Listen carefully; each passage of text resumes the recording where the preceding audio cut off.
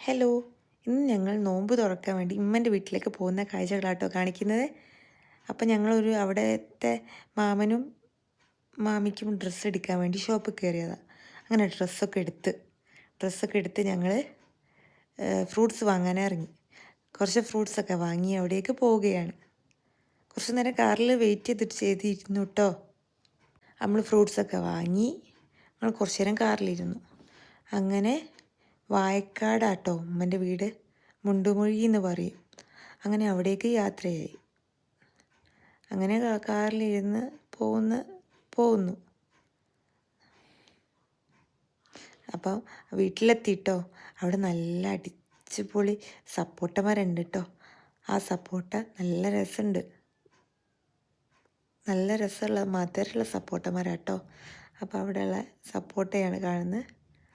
അങ്ങനെ ഇത് പെറുക്കിയെടുക്കുക കേട്ടോ. താഴത്ത് വീഴുന്നതൊക്കെ 2 ഇളയച്ചന്മാരാണിത്. എനിക്ക് ചെമ്പരത്തി പൂവൊക്കെ തരികയാണ്. അപ്പം ഉമ്മ ഇങ്ങനെ കട്ട്ലേറ്റൊക്കെ പൊരിച്ചിടുന്നുണ്ട്, ഫ്രൂട്ട്സൊക്കെ കട്ട് ചെയ്യുന്നുണ്ട്. അപ്പം ഞങ്ങൾ പുഴേൻ്റെ തീരത്തേക്ക് പോകുമ്പോൾ ഉപ്പയും കൂടി ഉണ്ട് എന്ന് പറഞ്ഞ്, അങ്ങനെ ഉപ്പയും കൂടി ഞങ്ങളെ കൂടെ വരിക കേട്ടോ. അപ്പോൾ പോകുന്ന വഴിക്ക് ഇപ്പോൾ പഴയ കാലത്തിലെ പല കാര്യങ്ങളും പറഞ്ഞുകൊണ്ട് കേട്ടോ പോകുന്നത്. വളപ്പൊട്ട് കളിക്കുന്നതും ഒളിച്ച് കളിക്കുന്നതും ചെറുപ്പത്തിൽ ഞങ്ങളെ കൊണ്ട് ചെയ്യിപ്പിക്കുന്ന കാര്യങ്ങളൊക്കെ ഇപ്പോൾ പറഞ്ഞ്. അപ്പോൾ പണ്ടത്തെ കടവാട്ടോ ഇത്. തോണി ഇവിടെ ആട്ടോ വന്ന് ഇറങ്ങൽ. അങ്ങനെ കുറച്ച് നേരം മാങ്ങയൊക്കെ പറിച്ച് മാവ് മരത്തുമ്മലൊക്കെ കയറി കുറച്ച് നേരം അവിടെ ഇരുന്ന് എൻ്റെ ഇളയച്ചന്മാരൊക്കെ 2 ആളും ഓരോ പണിക്കിറങ്ങി. ഒരാൾ മീൻ പിടിക്കാൻ, പക്ഷെ മീനൊന്നും കിട്ടിയിട്ടൊന്നുമില്ല.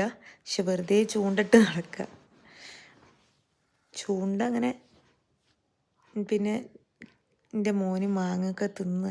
പക്ഷെ നല്ല കടിക്കാൻ കിട്ടുന്നില്ലോ എനിക്ക്. അങ്ങനെ എൻ്റെ ഹസ്ബൻഡും എഴുന്നുണ്ട് ചൂണ്ട, പക്ഷെ ഒന്നും കിട്ടുന്നില്ല. നമ്മൾ കുറേ കളിയാക്കിയിരിക്കുന്നു കിട്ടാനായിട്ട്. അങ്ങനെ കുറച്ച് നേരം നമ്മൾ വെയിറ്റൊക്കെ ചെയ്തിരുന്ന് എല്ലാവരും.